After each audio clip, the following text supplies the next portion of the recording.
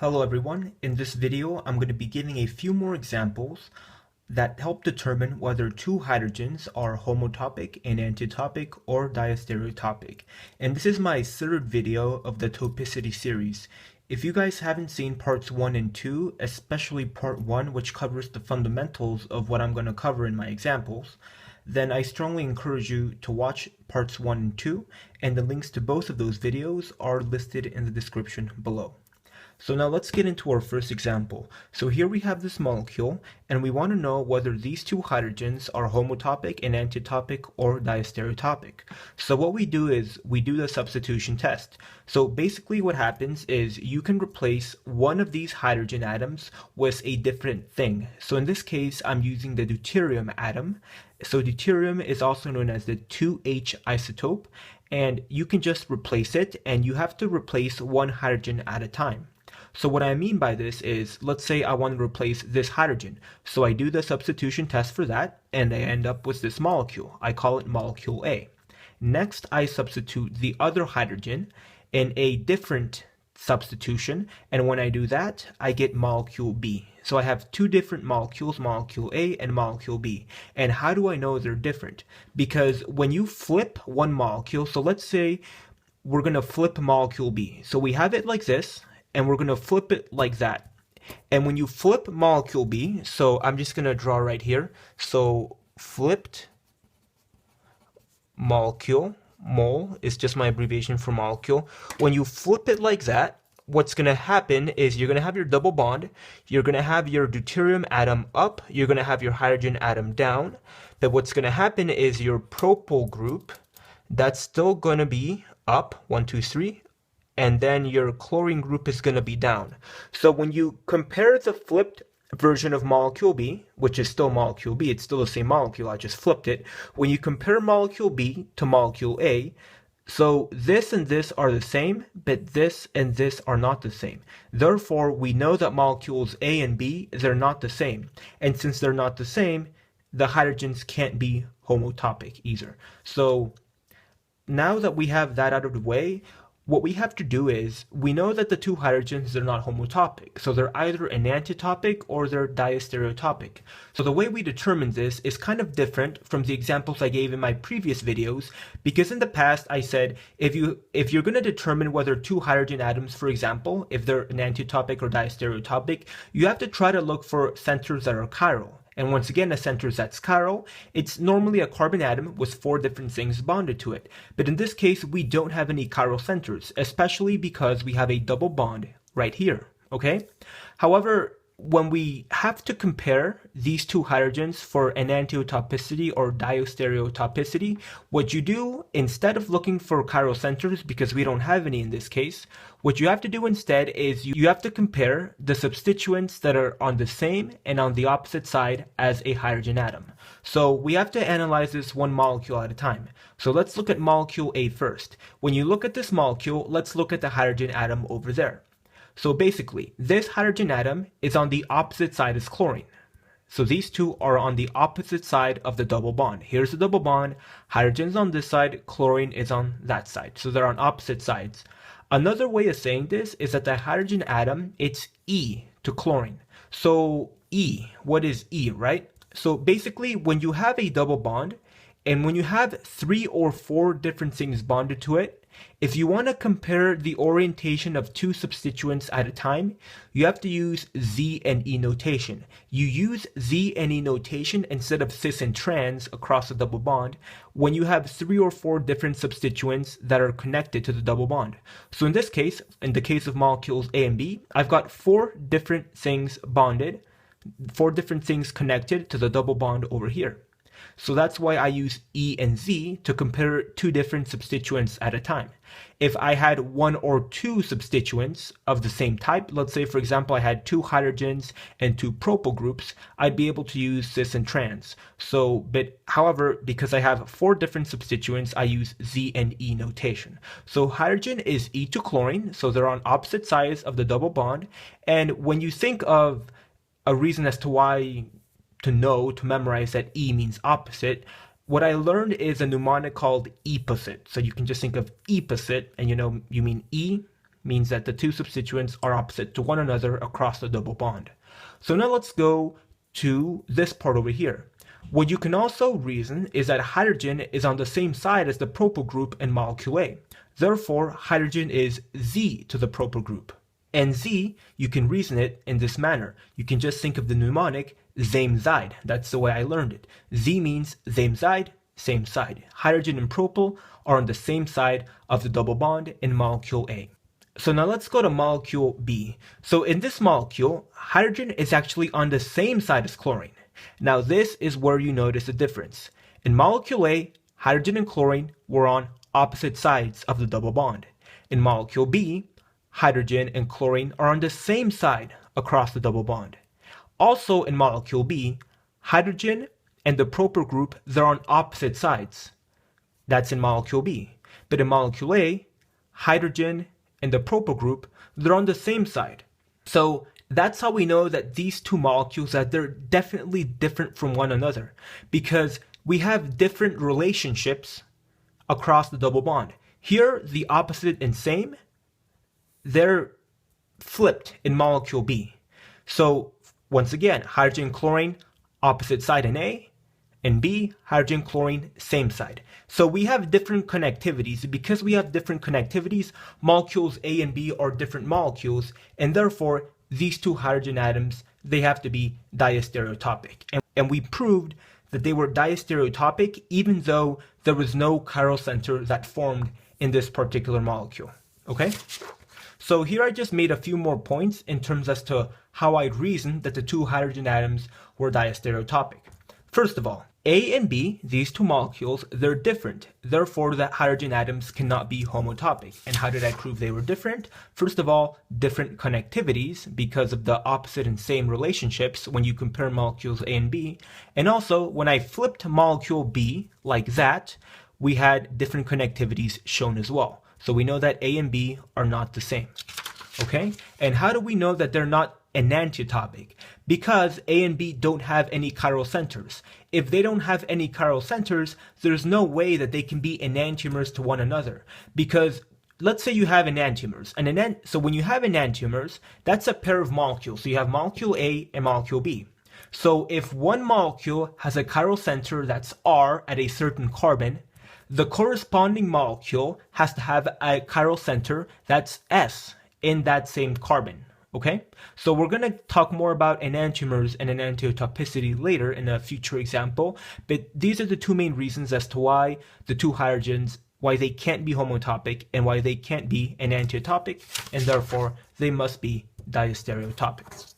So let's go to our second example. So here we want to determine whether these two hydrogens are homotopic, enantiotopic, or diastereotopic. So once again, we carry out another substitution test. I'm still going to be using the deuterium atom.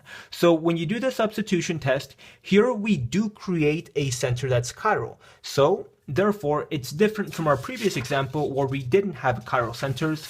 Now we've created a chiral center and we can determine the R and S chiral. We can determine R and S relationships in terms of chiral centers. So here we only have one chiral center that's formed, okay?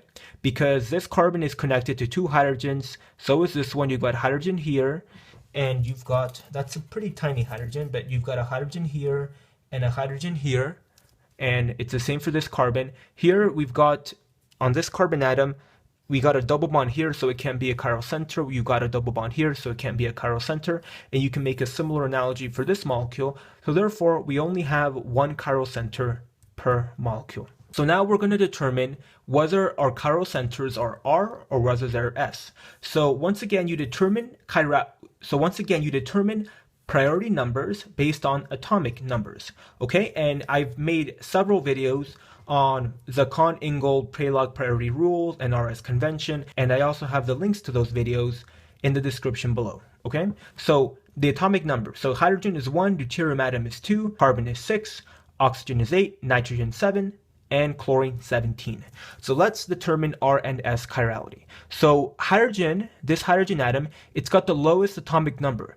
Because it has the lowest possible atomic number of 1, therefore it's got to have the lowest priority, which is priority 4. Remember that a priority of 4 is the lowest priority, and priority of 1 is the highest priority. Okay, so don't let that confuse you. Priority 4 is lowest priority. Priority of 1 is the highest possible priority. And when you have the lowest priority of 4, it means that that atom has the lowest possible atomic number. In this case, it's going to be hydrogen with an atomic number of 1. So next, let's go to the other 3 substituents. So we've got this chiral center, which is our carbon atom. So this carbon atom is bonded to hydrogen. So we've determined the priority of 4 for this atom right here. Now, on this carbon, it's bonded to a deuterium atom, it's bonded to a carbon, and it's bonded to another carbon. Okay, so let's look at our atomic numbers again. So here we have deuterium, it's got an atomic number of 2. However, carbon has an atomic number of 6. So since carbon has a higher atomic number than deuterium, therefore carbon has to have a higher priority than deuterium, which means that deuterium has a lower priority than carbon. So therefore, deuterium has the next lowest priority of 3. So now we have carbon-carbon. We have to look at the point of first difference. So we go one atom away, another carbon, and this carbon is bonded to oxygen-oxygen. Now we go another atom away, we run into nitrogen, and we run into chlorine. So chlorine has a higher atomic number than nitrogen, which means that chlorine has a higher priority than nitrogen, which means that nitrogen has a lower priority than chlorine. Therefore, this group has the highest priority of 1 because you've got the chlorine, while this group over here, it's got the priority of 2 because nitrogen has a lower atomic number and therefore a lower priority than chlorine. So now we do the right-hand rule. So you get your sum, you stick it in the direction of priority group 4, which is hydrogen. So the dashed line means it's pointing into the page. You stick your fingers of your right hand in the direction of 1. So it's like 1, and then you curl your fingers. So twist, curl, curl, twist. When you twist your fingers, you go from 1 to 2 to 3. 1, 2, 3, 1, 2, 3, 1, 2, 3. 1, 2, 3, this is the natural order of counting. Since we have the natural normal order of counting, this chiral center is going to be R. Okay? Now let's go to this one. So here we've got hydrogen, priority of 4, followed by deuterium, priority of 3. Now you go back to point of first difference, so this group has a higher priority than this group because you've got chlorine here and you've got nitrogen here, so this is priority 1, this group is priority 2. Okay, next you do the right hand rule, stick your sum out of the page because in this case hydrogen has a wedged black line, so it's pointing out of the page. Stick your fingers in the direction of 1 like so and curl your fingers. It's kind of difficult, but it is possible. So when you curl your fingers, you go from 1, 3, 2, 1, 3, 2, 1, 3, 2. This is not the natural order of counting. It is not the normal way you count numbers. Therefore, this chiral center is going to be S. And remember, when you're counting, you forget about the 4. The 4 is only important in determining the direction in which you write some points. Once you've determined the direction in which you write some points, whether it's into the page or out of the page, after that point, forget about 4. Because after you stick your sum, when you do the curling and the counting, you only care about 1, 2, and 3. You no longer care about 4 when you're curling and counting. Okay? So here we've got an R chiral center, and here we've got an S chiral center. So the chirality switches and it's at the same carbon atom.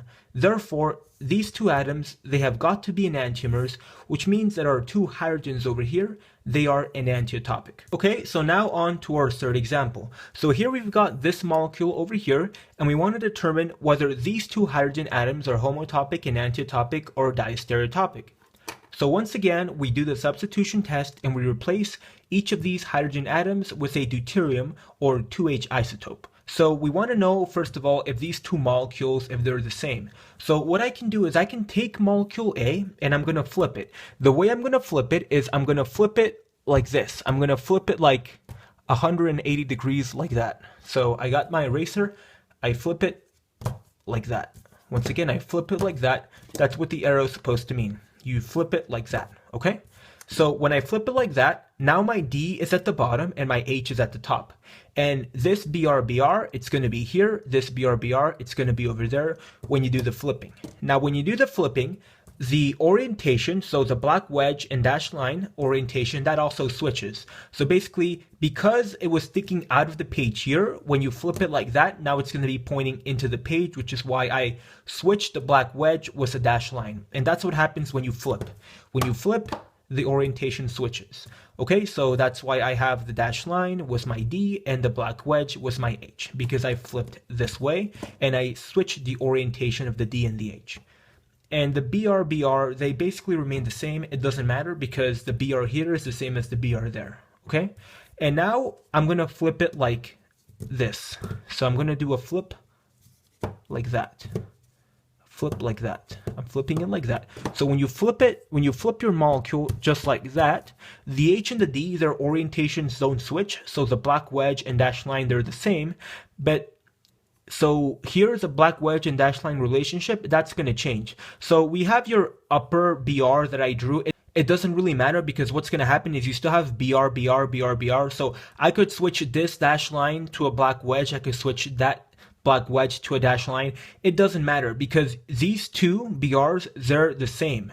They're the same. We're considering them to be the same in this case. So therefore, it doesn't really matter that this is black wedge, that's dashed line, that's black wedge, this is dashed line, same for this. Because when you do the flip, you can see that you have the same molecule here as here. So when you flip molecule A twice, you still have molecule A. It just looks different compared here, but it's still molecule A. It may look kind of different, but it's still the same molecule. All I did was some flipping.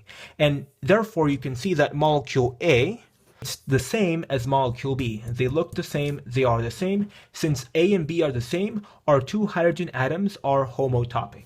So the question is, why don't you just compare chiral centers? Why don't you just compare this chiral center to this one and this chiral center to that one, and you can determine whether they're homotopic or enantiotopic that way?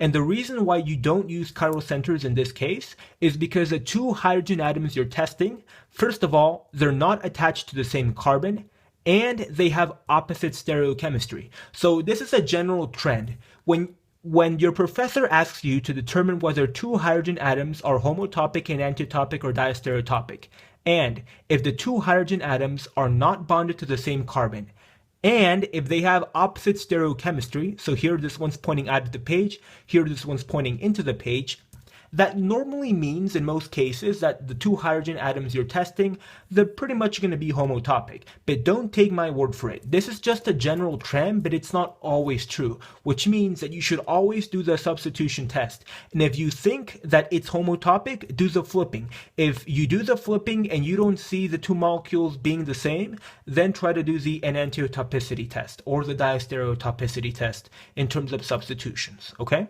So I talked about the two hydrogen atoms having opposite stereochemistry in this example. Now, what if they had the same stereochemistry, which is the purpose of our next example? So here our molecule is pretty much the same, except now both hydrogen atoms I'm testing, they're still not attached to the same carbon. They're attached to different carbons, just like here, but now they have the same stereochemistry. Both of them are pointing out of the page. So now I'm going to do the substitution test. So I replace this one with D, and in molecule B, I replace this hydrogen atom with D. Okay, so now because they have the same stereochemistry, this is normally a sign that I should compare chiral centers. Okay, so that's what I'm going to be doing. But before I compare chiral centers, I'm just going to be safe and I'm going to try to flip the molecule. So here, this molecule, I just redrew molecule A and I'm going to flip it twice, just like I did to molecule A in my previous example. When I do the two flippings, you get this molecule over here. So this is still molecule A, I just flipped it twice. Okay, you compare this molecule to molecule B. Are they the same? They are not the same, in fact, because here H and D, H is on top, D is on bottom. Here H is on top and D is on bottom, but here H and D, they're pointing into the page, while here H and D are pointing out of the page. Therefore, they don't have the same stereochemistries, and therefore molecules A and B, they're not the same, which means that these two hydrogen atoms, they cannot be homotopic. So therefore, this is where we work with chiral centers instead. So here we're going to do the Coningle-Prelog rules for RS chirality. So hydrogen has the lowest possible atomic number of 1, which means it has the lowest priority of 4. Then deuterium has the atomic number of 2, so it's got to have priority 3, because when you have this chiral center, it's a carbon atom, so it's bonded to carbon, and carbon has a higher atomic number than deuterium. and therefore these two substituents, they've got to have higher priorities than deuterium, which means that deuterium has to have priority of 3. So one of these substituents has to have priority 1, while the other one has to have priority 2. So let's look for point of first difference. So here I have a carbon, here I have a carbon. Let me go one more atom away. So I go one more atom away, I run into carbon. Let me go one more atom away, I run into bromine. So bromine has a higher atomic number than carbon, and since bromine has a higher atomic number than carbon, bromine's going to have a higher priority than carbon, which means that this substituent, it's going to be priority 1, while this substituent is going to be priority 2 because we got to bromine faster, okay? So I'm going to do the right-hand rule. So hydrogen is going to be pointing into the page. Curl my fingers in the direction of 1. I curl. Okay, then when I curl my fingers, I go from 1, 2, 3, 1, 2, 3. It's a natural order of counting, so I have an R chiral center. Let me try this over here. So I've got the priority of 4 for hydrogen over here, priority 3. Let's look for point of first difference. So I go one atom away from the chiral center. I run into carbon, run into carbon. Let me go one more atom away. I run into carbon, I run into bromine. Therefore, I run into bromine, and bromine has a higher atomic number than carbon. Therefore, this substituent over here, this group, has a higher priority than this group, which means that this group is priority 1, while this group is priority 2. Okay, and you might be wondering, why do I go here, and then why do I go here? You could also do this. Sorry about that. You could also do this. So I go one atom away, carbon, carbon. I'm going to go one atom away again. I go bromine, hydrogen. Bromine has a higher atomic number than hydrogen. And it works the exact same way, okay? So now I'm going to do the right-hand rule, stick my thumb into the page. I'm going to point my finger in the direction of substituent 1, curl my fingers, 1, 2, 3, 1, 2, 3, 1, 2, 3. This is the natural order of natural order of counting. So this is going to be R. Okay, so that's what I pretty much end up with. Now you might be wondering, well, hey, you've got R and you've got R. So does that mean that these two hydrogen atoms, that they're homotopic? Because if they were enantiotopic, you would have R and S. So the thing is, this is why I made this particular example. I don't want to confuse you guys, but let's say I work with this up top here. The deuterium atom is on top in molecule A. If I want to work with chiral centers for molecule B, the deuterium atom should also be on top. Alternatively, let's say I want to focus on molecule B, and I want the deuterium atom to be on the bottom. If I want the deuterium atom to stay on the bottom for molecule B, the deuterium atom also has to be on the bottom for molecule A. So guess what? When you have molecule A over here, deuterium shouldn't be up top here. Instead, it should be on bottom, which means what? It means you should do the flipping. So molecule B, let's say I want to work with deuterium at the bottom. Molecule B is fine. It's got the R chiral center. But this is not how you would work with molecule A. You would have to work with the flipped version of molecule A with deuterium on the bottom. So you could work with this or this. They're the exact same. You could flip it once, twice, doesn't matter. Let me work with this one. So you have to work with this one because here deuterium's on the bottom, just like in molecule B. That's what you have to do. You cannot have deuterium up top here, and you cannot have deuterium on the bottom here in two different molecules. That's not how it works. They've got to be the same orientation, the D and the D, okay? So this hydrogen, we got a hydrogen over here, we've got a hydrogen over here. And let's do the right-hand rule again. So 4, priority group 4 for the hydrogen atom, followed by 3 for deuterium over here, and then the bromine. So let's go to point of first difference. So point of first difference, I go one atom away, carbon, carbon, carbon, carbon. Let me go another atom away, bromine, hydrogen. Bromine has a higher atomic number than hydrogen, therefore bromine has a higher priority than hydrogen. So this entire group is priority 1, while this entire group is priority 2. Let me stick my thumb in the outwards out of the page because hydrogen is sticking out of the page. Let me point my fingers in the direction of substituent number 1. Curl my fingers. I go from 132, 132, 132.